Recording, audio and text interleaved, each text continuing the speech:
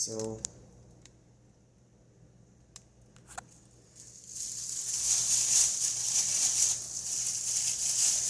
that's what we have now. Okay. Now let's see how are we supposed to remove the transformer.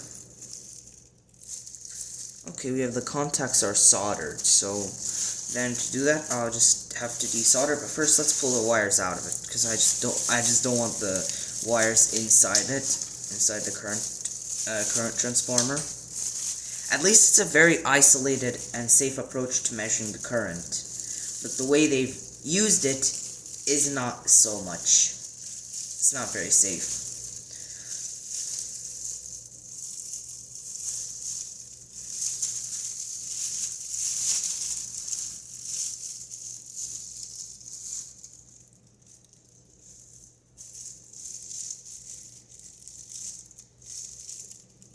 Okay, yeah, I'll be back in another video about the circuit, like how it's set up. So I hope you enjoyed. Please rate, share, comment, and subscribe. Thanks for watching.